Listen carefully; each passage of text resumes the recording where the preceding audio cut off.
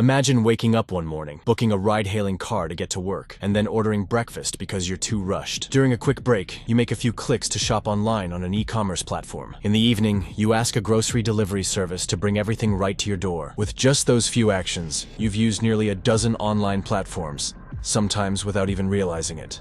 That convenience has turned the world into a smoothly running machine where every need can be satisfied with a simple click. But behind that convenience, an immense army of workers is silently carrying the load. They're ride-hailing drivers, couriers, online sellers, freelancers, writers, designers, translators. These are jobs that seem to offer freedom, but actually hide countless risks, pressures, and instability.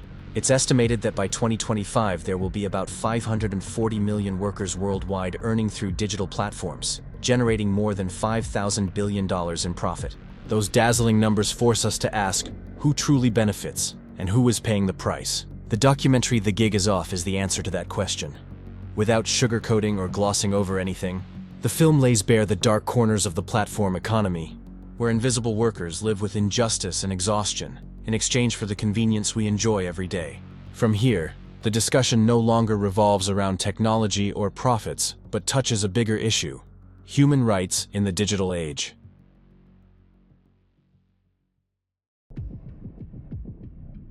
First appearing in the 2016 book of the same name by economist Nick Cernicek, platform capitalism is often used to describe how the free market economy operates. Unlike the digital economy, which is built on technology and digital data, platform capitalism primarily describes intermediary websites that bridge services, like Amazon, Uber, Google, and Facebook. With digital platforms, they allow customers and service providers to interact in many different ways, thereby connecting both sides and collecting service fees. Take ordering food via an app. In reality, the app doesn't provide the dishes you order. Instead, it connects you with the restaurant. After you choose your food, the delivery app continues by connecting with a courier, guiding them to pick up the order and bring it to your door. With just a simple action, you've created jobs for many people, those working in the restaurant, the courier, and those directly operating the delivery app.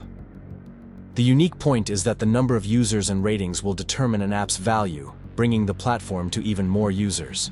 To create a network effect supply, service developers initially offer generous incentives to both customers and their drivers. For example, with Uber, when the platform first launches in a new city, customers receive lots of discount codes, while drivers are paid very well. This is the decisive factor that helps a service attract customers to use it, and drivers to sign up en masse to work on the platform. There are many reasons freelance workers feel comfortable joining this kind of labor market. First is flexible working hours, which makes it easier for them to balance personal life, raise children, and have more rest. Not being confined to a fixed workplace like office employees is another reason many people leave stable jobs to join the freelance market. As for pay, it's hard to argue. Cash in hand, seemingly fair for everyone. Age, gender, skin color, or education level don't seem to matter. As long as a worker is diligent, their income can even be higher than sitting 8 hours a day in an office, a dream for many. However, that rosy picture doesn't last long. As soon as companies realize they have enough drivers to provide transportation services along with a stable pool of customers, the apps cut driver bonuses, and customers no longer receive as many promotions as before. In other words, users of the service get bound by terms they barely know. 6 months after starting, Uber drivers take home only half of what they earned at the beginning. This is how platforms force drivers to work more if they want to earn what they did before. KPIs climb accordingly, making everyone feel pressure. In reality, the people who build and operate Uber's platform are not the ones directly generating profit. It's the drivers. Yet these drivers bear the operational costs of the business through the money they earn per ride. Put differently, transport apps are abusing their power to push workers into accepting wages below the general market rate. The struggle is real, but no one dares protest or speak up because they fear the company will deactivate their accounts and they'll lose their jobs. Especially when the economy is increasingly difficult. Even if they disagree with the policies, drivers have to swallow their anger because nobody wants to end up unemployed. If you've seen Upstream, a film by director Tu Tran released in 2024, you'll see the massive growth of delivery apps in the billion-people nation. There, 2 delivery platforms lead the market: Metro and Elimi. It's estimated that each year, Moran has 770 million users, accounting for 65–70% of the domestic market. They offer all kinds of services: food delivery, restaurant reservations, hotel booking, movie tickets, and grocery shopping. L.me, though smaller, has the advantage of being a food delivery platform within Alibaba's ecosystem, closely integrated with e-commerce sites like Taobao and Tmall. In just the first 6 months of 2020, 410 million people used online delivery services, making this a lucrative market every company wants a piece of. To gain an edge, they continuously roll out discount codes for customers. The more orders there are, the more pressure on drivers. As mentioned, besides daily KPIs, parent companies also impose odd rules and a slew of penalties that hit workers' pockets. Under the banner of improving delivery time and quality, these apps push drivers to the brink. But who dares push back? They have to worry about putting food on the table first. So even though it's tough, drivers keep their heads down and endure. That's how the delivery platforms in China generated $51 billion in 2020.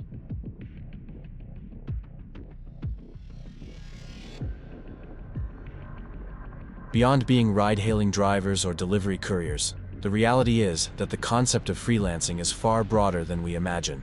Rewind to 2003, when Amazon harbored the ambition to become the #1 platform for selling books.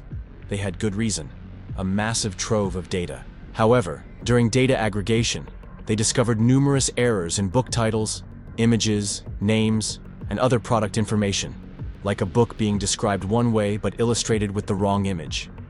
From this, a type of work called Mechanical Turk, MTurk for short, was born. In essence, workers fix small errors, things computers can't do well yet, like assessing image quality, content moderation, data entry, and correcting titles and product descriptions on e-commerce sites. In recent years, many workers have taken on tasks related to training artificial intelligence on behalf of developers. It sounds grand, but in fact, it doesn't require that much brainpower or highly specialized skills. According to experts, artificial intelligence primarily leans on existing data on the internet and synthesizes it into complete answers. But it struggles to make direct decisions when there isn't already information to rely on. That's where AI training tasks come in. Workers doing this kind of job take part in surveys where they might be shown a photo of a stranger. Then they answer a few generic questions, like whether the person in the image looks intelligent or trustworthy. From there, AI builds a dataset, filters it, and produces the best answer in similar situations. It's not just online work. Some offline gigs have also emerged. For example, you order a wardrobe. The delivery service sends a driver to pick it up and bring it to your home. But how do you assemble a wardrobe that big? That's when another set of freelance workers, connected through the delivery app, completes the chain with an attentive, full-service network. However, everything has two sides, and usually the downside outweighs the upside. Depending on the country, MTurk-type jobs are paid differently. In Nigeria, workers doing tasks for Amazon receive from 10 cents to a few dollars per job, but they don't receive cash. Instead, Amazon transfers that amount into the worker's Amazon account, and they can only spend that balance on products sold on Amazon's platform. In other words, it's money that can only be used to buy Amazon-provided products. A promo credit, nothing more. Then there's the health issue. For ride-hailing or delivery drivers, the parent company's constant KPIs force them to work longer hours. The result, a rise in ailments like joint pain and digestive problems. Not to mention the dangers on the road. At best, fines for running red lights or illegal parking. At worst, hitting someone or getting into traffic accidents. Many friends of Leila Wadat, a food delivery driver in France, have had accidents and lost their ability to work. In China alone, in 2023, there were as many as 300 accidents involving ride-hailing or delivery drivers. The risks are high, yet the money earned isn't much. But life goes on, and everyone has to live. So even knowing the danger lurks, they still climb on their bikes and dash off like moths to a flame whenever an order pings. Those working online aren't much better off. On the surface, flexible hours look simple. Many people say this kind of work is, in fact, quite stressful. First is motivation. Work from home requires high self-discipline, constantly pushing yourself to maintain energy and enthusiasm. Comfort can bring benefits, but it's a double-edged sword if you let yourself drift without strict control. The work doesn't always arrive at fixed hours either. It can come anytime, day or night. Many people set their phone notifications to the loudest volume before bed so they can jump up the moment a task comes in. Moreover, if freelancing is your main income, you have to take on many jobs at once. Plenty admit they frequently pull all-nighters to meet requirements. Some treat freelancing as a daytime side job. Then at night they put on a courier's jacket to boost income. The longer the fatigue drags on, the more stressed people feel. Because even if they work themselves to the bone, the money still isn't enough amid rising costs of living. And freelancers don't have paid days off. With an income already unstable, who wants to lose money just to take a day off? No paid leave, no holidays, no health insurance, no social insurance. In the end, what workers receive is a meager wage and a host of health issues. More than a few regret leaving a desk job to join the gig economy. But who can they blame? And so the illusion of a free, untethered life gradually dissolves, forcing them to face a harsh, bitter reality. Every industry today uses rating systems to give companies a gauge of customer satisfaction. Initially built with good intentions, helping companies improve service quality, increase credibility, and maintain professionalism, these systems do benefit consumers. Imagine arriving in an unfamiliar city.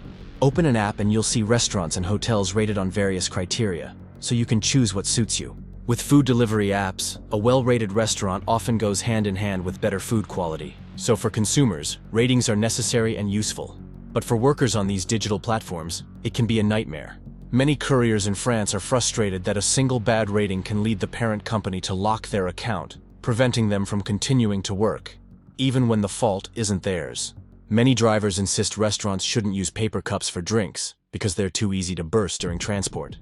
But saying so doesn't help. In China, as soon as an order is accepted, a courier has only a set amount of time to reach the restaurant, confirm they're en route, and if they arrive later than the app's time limit, they're docked performance points, which makes it harder to get orders and lowers the pay per order. In addition, if they show a bad attitude, arguing or upsetting a customer, those bad ratings can get them fired. The scoring system becomes a barrier drivers can't overcome. Customers hold too much power, while service workers can only endure, even when it's not their fault. They ask, why is it only drivers who get penalized for bad ratings? Why not customers, when many customers behave poorly? For online freelancers, things aren't much better. From the moment a job is assigned, they have only 5 minutes to start. So even in the middle of the night, deep asleep, they have to spring up like a coil and get to work. Because if they're even a second late, bad ratings roll in and income drops significantly.